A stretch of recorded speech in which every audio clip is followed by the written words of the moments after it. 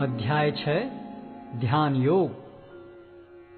श्री भगवान ने कहा, जो पुरुष अपने कर्म फल के प्रति अनासक्त है और जो अपने कर्तव्य का पालन करता है, वही सन्यासी और असली योगी है। वह नहीं जो न तो अग्नि जलाता है और न कर्म करता है। हे पांडुपुत्र, जिसे सन्यास कहते हैं उसे ही तुम योग अर्थात पर ब्रह्म से युक्त होना जानो, क्योंकि इंद्रिय तृप्ति के लिए इच्छा को त्यागे बिना कोई कभी योगी नहीं हो सकता। अष्टांग योग के नवसाधक के लिए कर्म साधन कहलाता है और योग सिद्ध पुरुष के लिए समस्त भौतिक कार्यकलापों का परित्याग ही साधन कहा जाता है। जब कोई पुरुष समस्त भौतिक इच्छाओं का त्याग करके न तो इंद्रिय तृप्ति के लिए कार्य करता है और न सकाम कर्मों में प्रवृत्त होता है, तो वह योगारूढ़ कहलाता है। मनुष्य को चाहिए कि अपने मन की सहायता से अपना उद्धार करे और अपने को नीचे न गिरने दे। यह मन बद्ध जीव का मित्र भी है और शत्रु भी। जिसने मन को जीत लिया है उसके लिए मन सर्वश्रेष्ठ मित्र है, किंतु जो ऐसा नहीं कर पाया उसके लिए मन सबसे बड़ा शत्रु बना रहेगा। जिसने मन को जीत लिया है उसने पहले ही परमात्मा को प्राप्त कर लिया है, क्योंकि उसने शांति प्राप्त कर ली है। ऐसे पुरुष के लिए सुख दुख, सर्दी गर्मी एवं मान अपमान एक से हैं।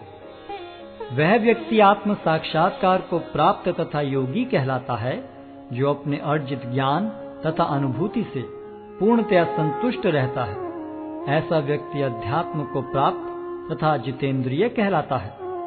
वह सभी वस्तुओं को, चाहे वे कंकड़ हों, पत्थर हों या कि सोना, एक समान देखता है। जब मनुष्य निष्कपट हितैषियों, प्रिय मित्रों, तटस्थों, मध्यस्थों, ईश्वालुओं, शत्रुओं तथा मित्रों, पुण्यात्माओं एवं पापियों को समान भाव से देखता है, तो वह और भी उन्नत माना जाता है। योगी को चाहिए कि वह सदैव अपने शरीर, मन तथा आत्मा को परमेश्वर में लगाए, एकांत स्थान में रहे और बड़ी सावधानी के साथ अपने मन को वश में करे। उसे समस्त आकांक्षाओं तथा संग्रह भाव की इच्छाओं से मुक्त होना चाहिए। योगाभ्यास के लिए योगी एकांत स्थान में जाकर भूमि पर कुशा बिछा दे और फिर उसे मृगछाला से ढके तथा ऊपर से मुलायम वस्त्र बिछा दे। आसन न तो बहुत ऊंचा हो न बहुत नीचा, यह पवित्र स्थान में स्थित हो। योगी को चाहिए कि इस पर दृढ़ता पूर्वक बैठ जाए और मन, इंद्रियों तथा कर्मों को वश में करते हुए तथा मन को एक बिंदु पर स्थित करके हृदय को शुद्ध करने के लिए योगाभ्यास करे। योगाभ्यास करने वाले को चाहिए कि वह अपने शरीर, गर्दन तथा सिर को सीधा रखे और नाक के अगले सिरे पर दृष्टि लगाए। इस प्रकार वह अविचलित तथा दमित मन से, भय रहित, विषयी जीवन से पूर्णतया मुक्त होकर अपने हृदय में मेरा चिंतन करे और मुझे ही अपना चरम लक्ष्य बनाए। इस प्रकार शरीर, मन तथा कर्म में निरंतर संयम का अभ्यास करते हुए संयमित मन वाले योगी को इस भौतिक अस्तित्व की समाप्ति पर भगवत धाम की प्राप्ति होती है। हे अर्जुन, जो अधिक खाता है या बहुत कम खाता है, जो अधिक सोता है अथवा जो पर्याप्त नहीं सोता, उसके योगी बनने की कोई संभावना नहीं है। जो खाने, सोने, आमोद प्रमोद तथा काम करने की आदतों में नियमित रहता है, वह योगाभ्यास द्वारा समस्त भौतिक क्लेशों को नष्ट कर सकता है। जब योगी योगाभ्यास द्वारा अपने मानसिक कार्यकलापों को वश में कर लेता है और अध्यात्म में स्थित हो जाता है, अर्थात समस्त भौतिक इच्छाओं से रहित हो जाता है, तब वह योग में सुस्थिर कहा जाता है। जिस प्रकार वायु रहित स्थान में दीपक हिलता डुलता नहीं, उसी तरह जिस योगी का मन वश में होता है, वह आत्म तत्व के ध्यान में सदैव स्थिर रहता है। सिद्धि की अवस्था में, जिसे समाधि कहते हैं, मनुष्य का मन योगाभ्यास के द्वारा भौतिक मानसिक क्रियाओं से पूर्णतया संयमित हो जाता है। इस सिद्धि की विशेषता यह है कि मनुष्य शुद्ध मन से अपने को देख सकता है और अपने आप में आनंद उठा सकता है उस आनंदमय स्थिति में वह दिव्य इंद्रियों द्वारा असीम दिव्य सुख में स्थित रहता है। इस प्रकार स्थापित मनुष्य कभी सत्य से विपत नहीं होता और इस सुख की प्राप्ति हो जाने पर वह इससे बड़ा कोई दूसरा लाभ नहीं मानता। ऐसी स्थिति को पाकर मनुष्य बड़ी से बड़ी कठिनाई में भी विचलित नहीं होता। यह निस्संदेह भौतिक संसर्ग से उत्पन्न होने वाले समस्त दुखों से वास्तविक मुक्ति है। मनुष्य को चाहिए कि संकल्प तथा श्रद्धा के साथ योगाभ्यास में लगे और पथ से विचलित न हो। उसे चाहिए कि मनोधर्म से उत्पन्न समस्त इच्छाओं को निरपवाद रूप से त्याग दे और इस प्रकार मन के द्वारा सभी ओर से इंद्रियों को वश में करे। धीरे धीरे क्रमशः पूर्ण विश्वास पूर्वक बुद्धि के द्वारा समाधि में स्थित होना चाहिए और इस प्रकार मन को आत्मा में ही स्थित करना चाहिए और अन्य कुछ भी नहीं सोचना चाहिए।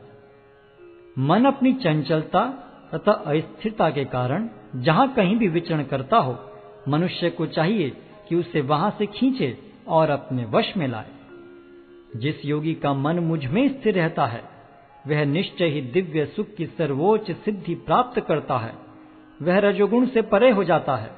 वह परमात्मा के साथ अपनी गुणात्मक एकता को समझता है और इस प्रकार अपने समस्त विगत कर्मों के फल से निवृत्त हो जाता है।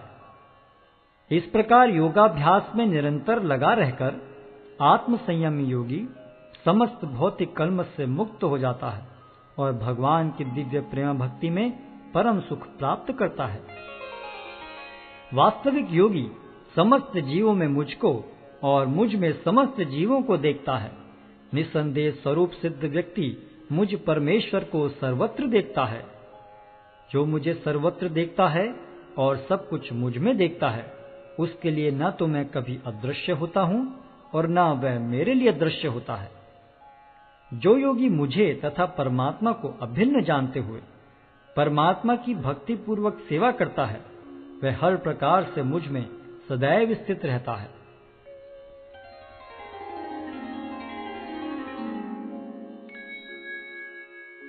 हे अर्जुन, वह पूर्ण योगी है जो अपनी तुलना से समस्त प्राणियों की उनके सुखों तथा दुखों में वास्तविक समानता का दर्शन करता है।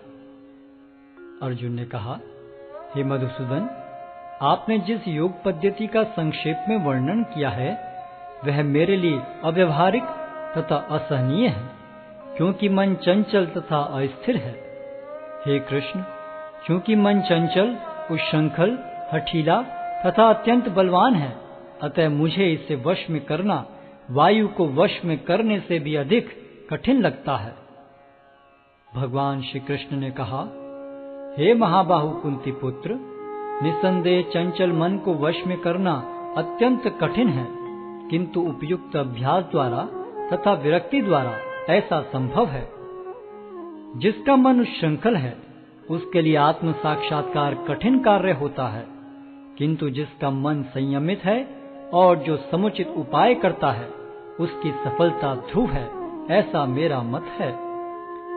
अर्जुन ने कहा, हे कृष्ण, उस असफल योगी की गति क्या है जो प्रारंभ में श्रद्धा पूर्वक आत्म साक्षात्कार की विधि ग्रहण करता है, किंतु बाद में भौतिकता के कारण उससे विचलित हो जाता है और योग सिद्धि को प्राप्त नहीं कर पाता।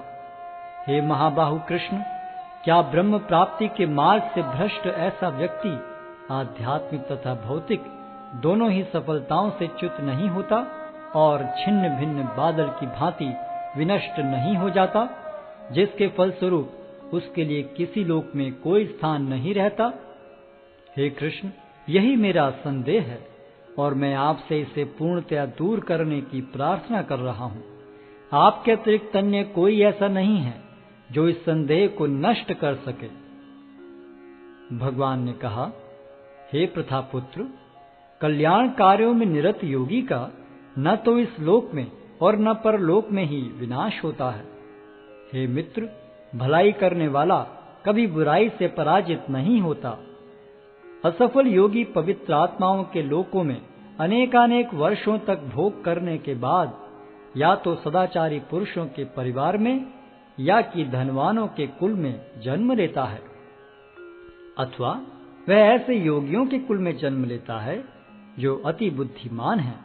निश्चय ही इस संसार में ऐसा जन्म दुर्लभ है।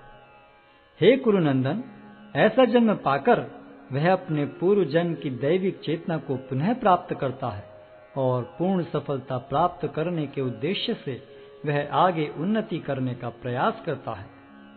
अपने पूर्व जन्म की दैवी चेतना से वह न चाहते हुए भी स्वतः योग के नियमों की ओर आकर्षित होता है।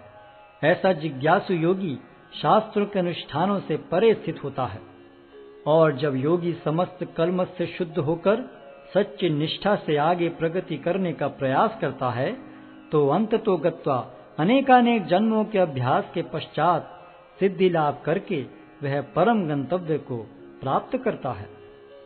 योगी पुरुष तपस्वी से, ज्ञानी से तथा सकाम कर्मी से बढ़कर होता है।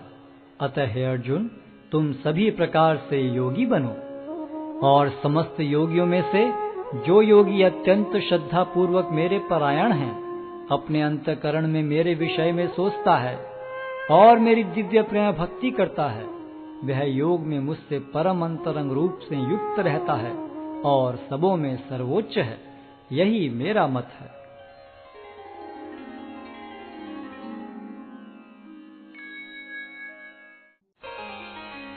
अध्याय